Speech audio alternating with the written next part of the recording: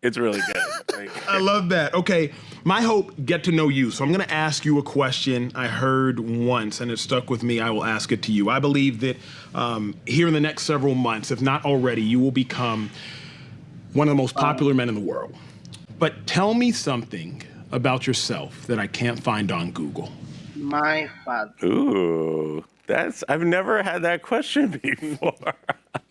Well, Google doesn't show your character. Okay. I mean, Google can't really show, how I grew up and how my father and my mother raised me, and the fact that they're 87 and 83 and they're still around. They've been together almost 70 years, and the values that they imparted on me of loyalty, your family first, hard work, sticking up for others, not taking any crap, and just being there for other people. Let me ask you this, because obviously right now you're working intensely, you're working intently. But when was the last time you laughed so hard your belly hurt? Like, when was the last time that happened? So even this is the most intense experience I think we've ever been through. And I liken it to my lawyer friends. Imagine being in trial every single day. That it feels like that, but you still have to be able to be human. Mm-hmm. And so just the other day, she and I had a rare day where, we were both in DC and both had to go to the White House to do things. And she walked in to my office, and our whole team was in. We were preparing, and you can hear the scurrying.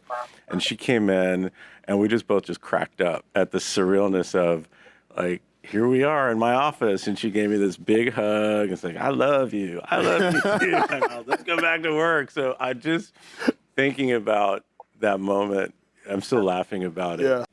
It's those little small moments I can have with Kamala in the midst of this surrealness that we're going through. Let me ask you the inverse. When was the last time you cried? There's a mezuzah at the vice president's residence. It might have been then because my father cried. So tell me that story. So we wanted to have a mezuzah, which is a very traditional Jewish item. It's a little Torah portion inside, and you put it on your doorpost. And we wanted to have one at the residence. Again, Kamala wanted to make sure we did that, and we wanted to find the right mezuzah. So we actually found one from Atlanta that had been at a temple that Martin Luther King had actually preached at. So it had kind of a civil rights, Jewish. So for the two of us, like, this is the mezuzah. So we put that on the front door, invited my parents, Cole and Ella, my mom, and my father is a man of few words and doesn't exactly show his emotion all the time. And to see him get teary watching his son, me, hammer the mezuzah into his daughter-in-law, who happens to be the vice president of the United States, our home, it was intense. What was it about that made him cry? I just think he's a Jew in his mid-80s. He was born in 1937. His family came here from Europe in 1900, half of which died in the Holocaust, those who didn't come here. So to see the journey of a Jewish kid himself being the father of this Jewish kid, who's now second gentleman, hammering a mezuzah into the vice president's residence. I mean, that's powerful. That's kind of the American dream. Yeah, I've heard you as I've listened to you. You said the VP. You've obviously said you referred to she, Kamala. What do you call the vice president? Madam Vice President. No, it's very formal in the household. Right. The typical couple, couple names, There's no is there a nickname that? Just asking, Doug. I had to ask the question. No. She calls me Dougie. I can tell you that, because she'll say Dougie. What does she call you when you're in trouble? It's Dougie. It doesn't matter. It doesn't matter. The tone changes. So it's like, no, if I get Douglas, it's bad. Dougie 90% of the time. Tone might change, but when I get the Douglas, up here. I like that. All right, let me ask you this one. As we talk about you all's relationship, in this day and age, Doug, you got to slide into the DMs. You know what that means? Like somebody sliding into the. Yeah, man, I know what that means. Yeah, no, it was a hip check. Who made the first move between you and the vice president? So it was a blind date, and it was in my entertainment law career. I was with a client, and the client brought his wife into the meeting, and it was one of my partners had been on the matter, and I came in kind of as a fresh set of eyes. And 45 minutes into the meeting, I basically, by the end of that night, I had Kamala Harris's number. So it was a blind date. The real move was I called her the next morning, and then I left this. Was that the awkward voice note? Yeah. And that was the first move. That almost was the last move. What exactly did you say? Hey, it's Doug. And it was just one of those, I'm calling the attorney general at 8:30 in the morning. Why am I doing this? What is happening? And I thought I blew it. But it was really when she called back later that day and we talked for an hour. And that literally felt like our first date. Now, and then when we had our first date, a few days later, we almost looking back, like we were already talking about our future, like we were going to be together. The first date was at Craig's? Craig's, yeah. What'd you order? Chicken parm? Same thing, yeah, every time. I've never ordered anything I've never ordered anything different. Every time it's the same. Caesar, extra anchovies, and chicken parm. Chicken parm. And a little side of spinach. That's it. They don't even have to talk when I go in there. What's the current date night with you and the vice president? Like? None. None? Right Not now, existing? yeah, right now it's with this election coming up, we just really just looked at each other and decided we can't really have much couple time. I'm going to focus on this election, focus on winning, and we'll have that nice couple time and date night after After the election. November. Yeah, I hear you. Really? Your answer to this question will probably help a lot of people out in society, me most notably. Sometimes I just ask questions that I pre-wrote and thought of, but I'm genuinely curious about this one. How have you been able, powerful Hollywood lawyer, thriving, budding career, how have you been able to put your career on the back burner to prioritize your wife? How and why? So, first of all, thank you, because I did love my career, missed it, very good at it, and it's something that I loved every minute of the day. Mm-hmm. Taking a step back to support my wife in an opportunity to become the first ever woman vice president and vice president was a no-brainer, because what an opportunity for her. Just like in our marriage, when I've had opportunities, I changed firms, for instance, during our marriage, and that was something that was a big deal. Mm-hmm. She supported me on that, and we did that as a couple. I struggled a little bit at the beginning. Okay, what do I do now? I worked so hard to help them get elected. What do I do? And now that you struggled? Because my legal career ended pretty abruptly. Gotcha. Because when she got called from then candidate Biden to be on the ticket in August of 2020, unbeknownst to me at the time, that was the last day I ever practiced law. I didn't know it at the time. She's the one who really said, look, you're the first guy. You can really lean into gender equity issues, mm-hmm. which became even more pronounced after the Dobbs decision, mm-hmm. with the overturn of Roe v. Wade. You're also the first Jewish person.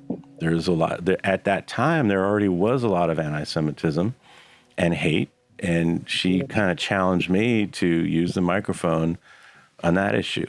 What better way to step aside from something I love than to support the woman I love, to help her in this not only in this election, but her as vice president, her in this campaign. The vice president. Tell me who she is without telling me what she does. Right. Yeah. So you're seeing her in full right now. I think a lot of people who are just starting to get to know her, I try to say the joyful warrior.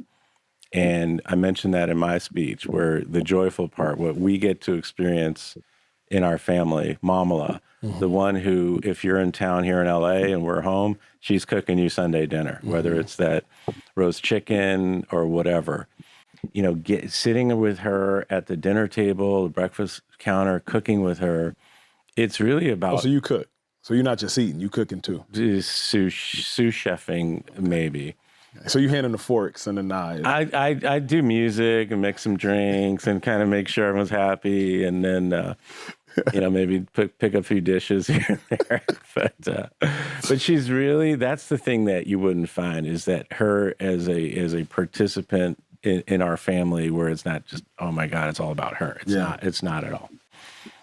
But it's the warrior part. It's the one who became a prosecutor when her best friend in high school was being molested by her stepfather.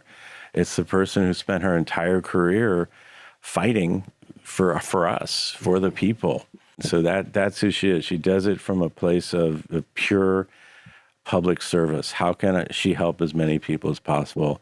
The name Mamala, who coined that? Where'd that one come from? The kids. I think it was Ella, and because they were getting along so well, and they were really bonding, and the term stepmother, like they just just the Disney movies, and it was just like, and then Kamala, Mamala, it just kind of all came together. So I like that, and it's been cute. It's nice because we live in a society where I think the beautiful part of our society, if done well, is the amalgamation of color, of culture, of religion. I think if done well, different colors, different cultures coming together to be as one is the most beautiful part of living in this country. That's right. How have you all made that work? We make it work by trying to listen to each other and understand where we're all coming from. Different faiths, different color, different everything just between the two of us. Different what?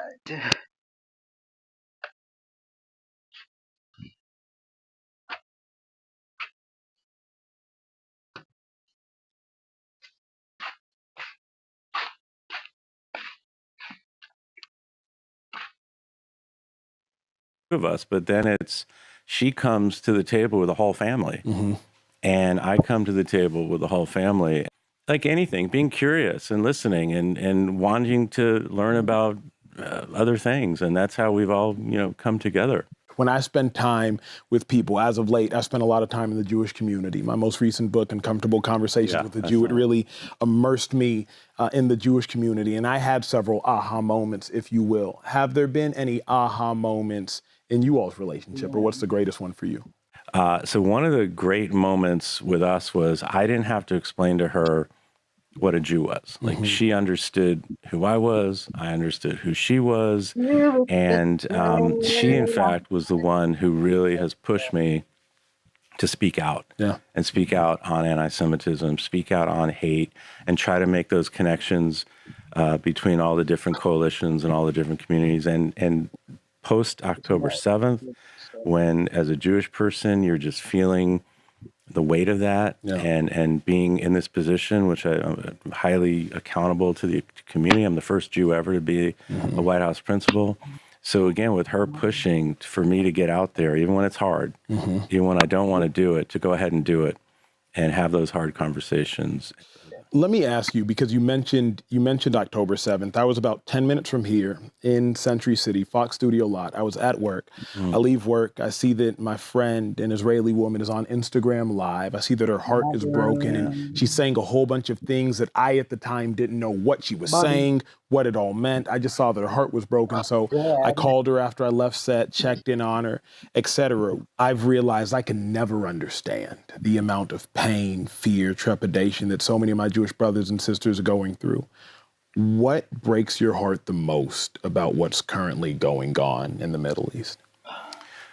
Well, I mean, that situation, just as a Jewish person, it's just devastating. The fact that people were murdered, dismembered, raped, left on the side of roads, hunted down. These were kids at a music festival. These were, grandmothers, moms. These were grandfathers, people just living their lives who were just brutally murdered in cold blood in a way that Jews have